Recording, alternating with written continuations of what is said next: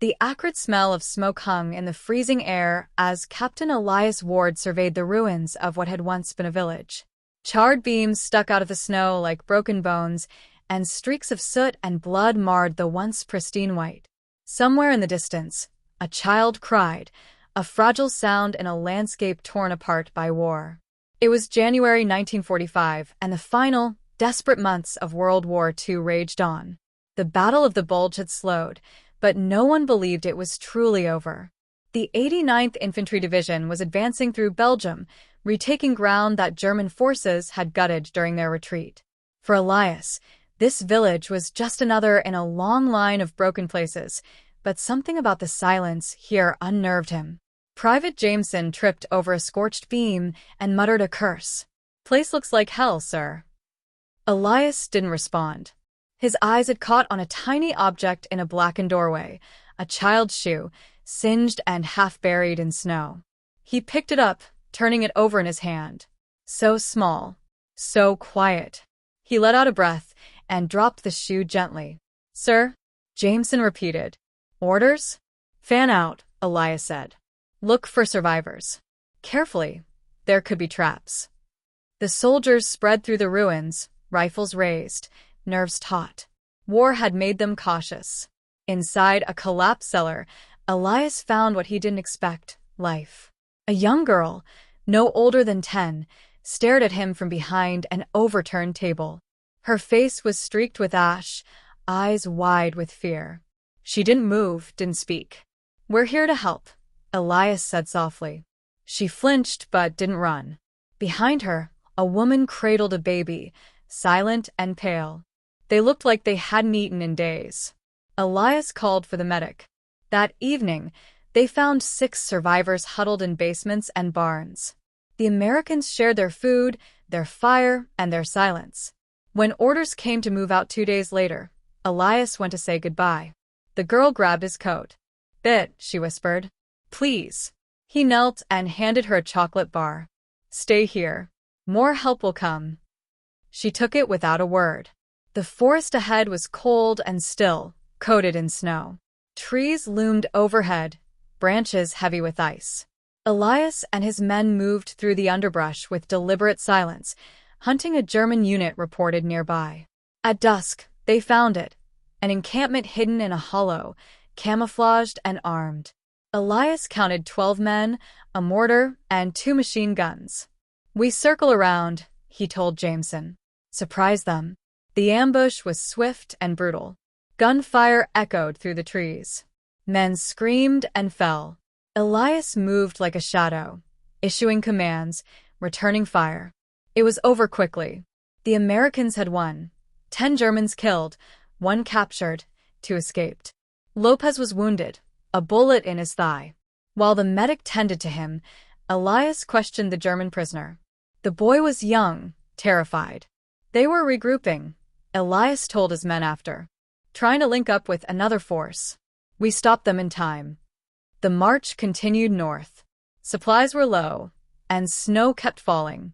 After days of trudging through frozen fields and burned-out towns, they came upon a strange sight, a village untouched by war.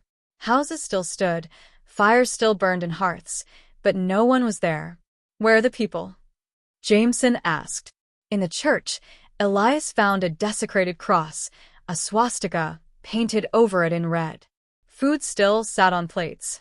The villagers had left in a hurry, or had been taken.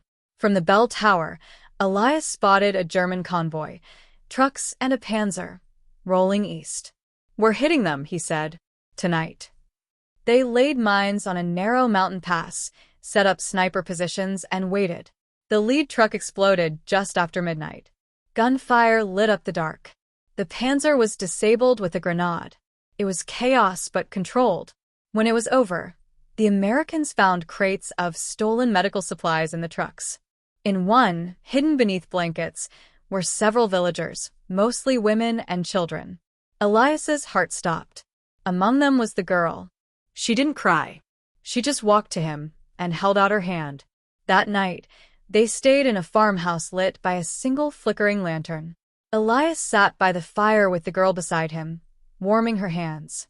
She held a scorched photograph, her father a soldier, smiling in uniform. "Papa," she whispered. Elias gave her a German medal from his pocket. "For your father," he said gently. She nodded and clutched it tight. Outside, snow fell silently. The war still raged, but for one child, hope had survived. "Fan out," Captain Elias Ward ordered, his voice low but firm. "Search for survivors. Be careful, could be booby-trapped." His men nodded and moved out, rifles at the ready, boots crunching over debris and ice.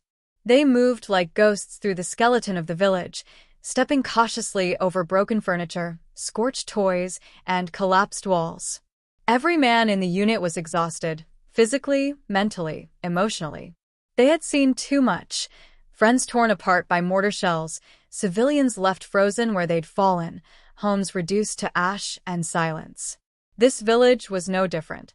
It had been caught in the jaws of war and chewed to the bone. Nothing stood intact. Smoke still rose from the blackened remains of rooftops. Snow, where it hadn't melted from the heat of fire, was stained red and gray. As Elias passed what used to be a town square, he paused near a pile of rubble. Something felt off. His eyes scanned the debris, and then he saw it, half covered by splintered wood and frozen stone, a small, rusted cellar door. Its iron handle was nearly buried. "Jameson," Elias called. Private Jameson jogged over, and together they cleared away the wreckage, working quickly but cautiously. It took several minutes before the door creaked open, the hinges groaning like something ancient and broken. "I'll go first," Elias said, gripping his flashlight and rifle. He descended into the cellar, the cold dampness hitting him immediately. Darkness swallowed him until the flashlight clicked on, casting a pale yellow beam through the room. Dust floated like ash in the air. He scanned slowly. Shelves lined the walls, most empty, a few still holding cracked jars of preserves. Broken chairs were stacked in a corner. And then, in the far end of the room, movement. The flashlight beam caught two eyes. Wide, shining, afraid. Elias froze. "Easy," he said softly, lowering his weapon. "We're American soldiers. We're not going to hurt you. We're here to help." The figure didn't speak. As the light steadied, it revealed a girl, maybe 10 or 11 years old.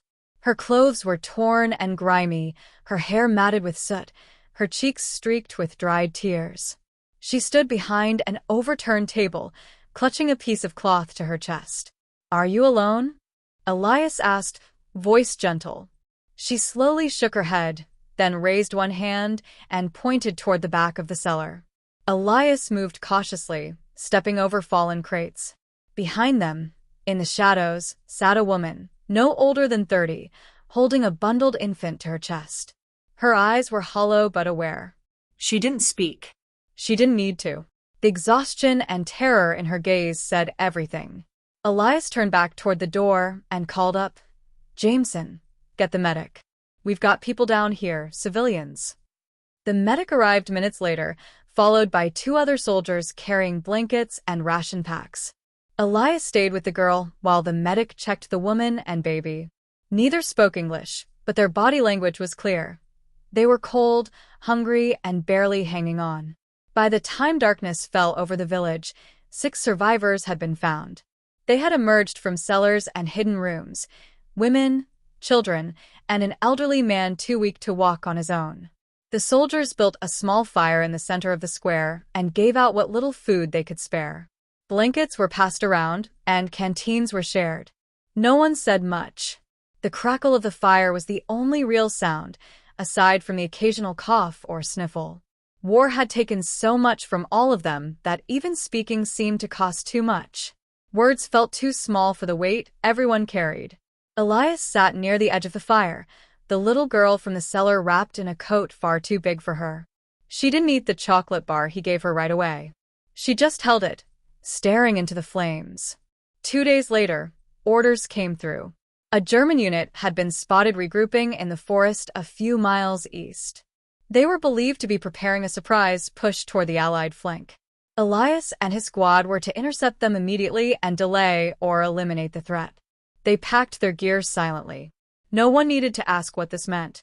Everyone had done this enough times to know the drill and the risk. As they prepared to leave, the little girl approached Elias. Her small hand reached up and tugged at his sleeve.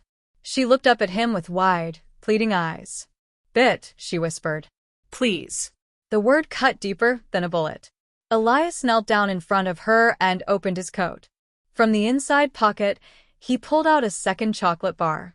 He placed it in her hand and closed her fingers gently around it. "Stay with the others," he said softly. "We'll send help. I promise." She didn't nod right away. She didn't smile. She just looked at him, her eyes too old for her face. Finally, slowly, she gave one short nod. By dawn, Elias and his squad were gone, into the trees, into the war.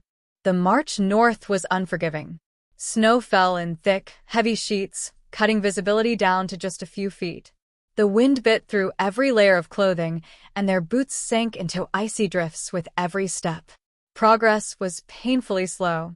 Each mile felt like 5. Supplies were nearly gone. What little food remained was divided among the squad. Captain Elias Ward handed his last can of beans to Private Lopez, who now limped along with the aid of a crude wooden crutch, a bloodied bandage still wrapped tightly around his thigh. They hadn't seen another soul in days. No soldiers, no civilians, not even birds in the sky. Just white fields, dark trees, and silence. On the 3rd day, as dusk approached, they crested a ridge and spotted a village tucked into a valley below.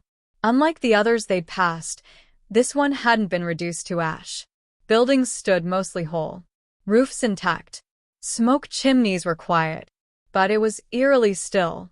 "No people," Jameson muttered as they walked into the village square. "And no bodies." Elias scanned the windows and rooftops. "That's what worries me. Stay sharp.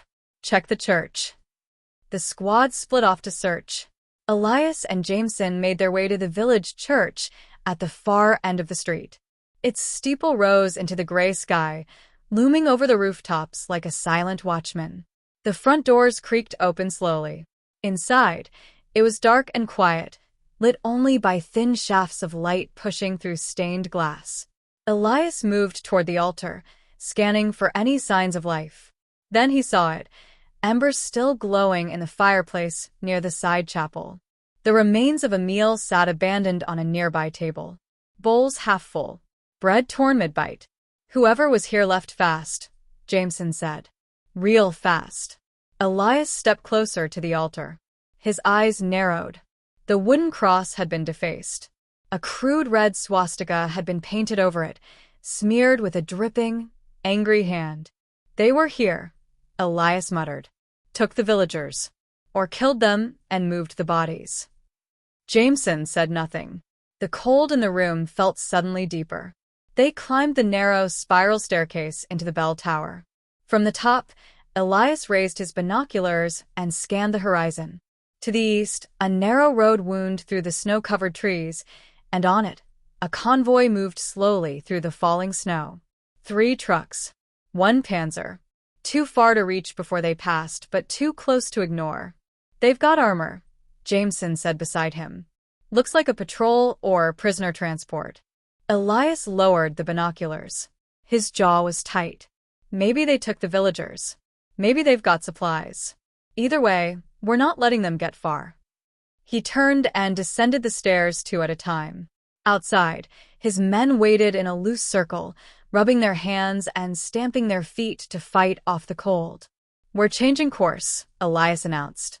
"Convoy spotted to the east, trucks and a tank. Could be carrying prisoners. Could be something worse. We're intercepting." The squad didn't argue. They were tired, hungry, freezing, but they trusted him. Jameson stepped up beside Elias. "What's the plan?" "We get ahead of them," Elias said. "Set up an ambush in the pass. It's narrow terrain. We use the trees for cover, disable the tank if we can, and take the rest by surprise." Lopez, still leaning on his crutch, gave a short nod. "Sounds like hell." "Then it's perfect," Elias replied. They moved out within minutes, disappearing back into the trees, leaving the ghost village behind. Snow fell quietly over the empty streets. The convoy wouldn't know what was waiting for them. The ambush came together quickly, pieced together with what little they had. In a narrow mountain pass just beyond the woods, Elias and his men worked fast. They planted mines in the icy road where visibility was lowest. Jameson and 2 others climbed the ridge, taking cover with scoped rifles aimed down at the trail. Elias crouched in a ditch along the roadside, clutching a grenade, heart pounding in the cold. Then, through the snow, the rumble of engines. The convoy rolled in, 3 trucks and a panzer, just as they'd seen from the church bell tower. The lead vehicle struck a mine with a thunderous blast. The explosion lit up the trees and sent debris flying. Men screamed. German soldiers scrambled out of the trucks, shouting orders, returning fire in blind panic. Elias didn't wait. He pulled the pin and hurled the grenade beneath the tank's tread. The explosion was deafening. The panzer rocked violently as its turret flipped to the side. Flames burst from the engine compartment. Smoke poured into the air. From above, Jameson's team opened fire, picking off the stunned soldiers. The Americans held firm, using the terrain to their advantage. Bullets tore through the branches, echoing in the narrow pass. The chaos lasted 10 minutes. When it ended, the road was silent, strewn with scorched metal, shattered crates, and motionless bodies. Snow began to cover them, as if trying to erase the violence. Elias moved carefully through the wreckage, rifle raised, eyes scanning for movement. He passed a twisted axle, a torn uniform, a half-crushed helmet. One of the trucks lay on its side, a bullet hole through its windshield. He noticed something odd, boxes marked with the red cross among the debris. Medical supplies, he muttered, frowning. They were stealing from aid convoys. Jameson called out from behind another truck. "Sir, you'll want to see this."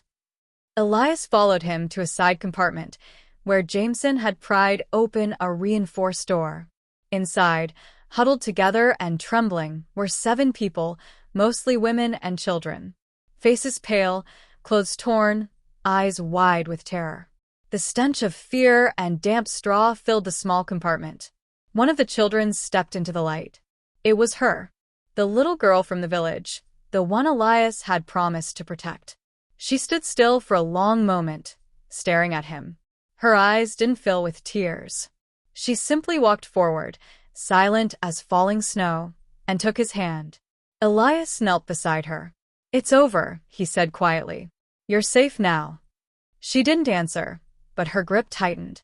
Around them, the snow kept falling, covering the dead, the wounded, and the ruins of what had passed. But for the first time in days, Elias felt something faint and flickering in his chest. Hope. That night, they took shelter in a ruined farmhouse on the edge of the woods.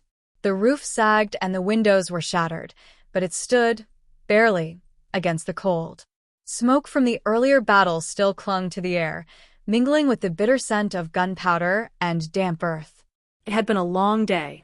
Inside, the squad lit a small fire in the old hearth, the flickering flames casting warm shadows on cracked plaster walls. Elias sat close to the fire, his rifle leaning nearby, his legs stretched out stiffly. Beside him, wrapped in a soldier's coat 2 sizes too big, sat the girl, silent, watchful. She hadn't spoken since they pulled her from the truck. She had barely even reacted. But now, in the calm and warmth, her eyes reflected the fire's glow like twin mirrors. Jameson came over, rubbing his hands together for warmth. He crouched by the fire and looked at Elias. "We did good today," he said softly. Elias nodded slowly. "Yeah, we did." But his voice was hollow. His eyes stayed fixed on the flames. Jameson tilted his head. "Doesn't feel like it, does it?" "No," Elias admitted. "Not really." "It never does," Jameson said, then stood and walked away, leaving Elias alone with the girl and the crackle of firewood. Outside, snow began to fall again, gently drifting through broken rafters and swirling past shattered glass. The night was quiet, the kind of quiet that comes only after chaos. A blanket of silence settled over the farmhouse like a truce. After a long time, the girl spoke. Just one word. "Papa." Elias turned his head. Her voice had been soft, but it sliced through the stillness like a knife. She reached into her coat and pulled something out. A photograph, its edges singed and blackened, the image faded but still clear. A man in uniform, smiling, holding her in his arms. Her father. Elias looked at it and felt something heavy in his chest. "He was a soldier?" he asked gently. She nodded once. Elias hesitated. "Did he?" She didn't answer. She didn't have to. He looked into her eyes and saw the answer written there, too old for someone so young. Without a word, Elias reached into his breast pocket. He pulled out a small medal, one he had taken from a captured German officer weeks ago. It was nothing valuable, just a token. But in that moment, it felt like it meant something more. He placed it in her hand. "For your father," he said quietly. She looked at the medal, stared at it for a moment, then slowly closed her fingers around it and held it against her chest. No tears came, just silence. 2 months later, the war ended. Of all the men Elias had started with, only a handful returned home. Some were buried in Europe. Others were never found. The war left behind scars, on land, on cities, on hearts. But amidst the memories of destruction and death, one remained different.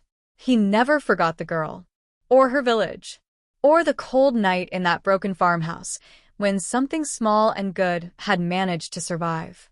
Years passed. Then, one spring morning, a letter arrived at Elias's modest home in the Midwest. It bore foreign stamps and careful handwriting. Inside was a photograph. A young woman stood outside a hospital. Her hair was tied back, and she wore a crisp white coat. Behind her on the stone wall was a plaque, engraved with simple words. "In memory of those who protected the innocent during the war." Tucked in the envelope was a note. Just one line, signed in flowing script. "Anna." Elias stared at the picture for a long time. He placed it on his mantel, beside the medals he had never wanted and the letters he had never answered. The fire crackled quietly in the hearth. Outside, snow fell again, though it was nearly spring. In a war full of ash, he had saved one ember. And sometimes that was enough.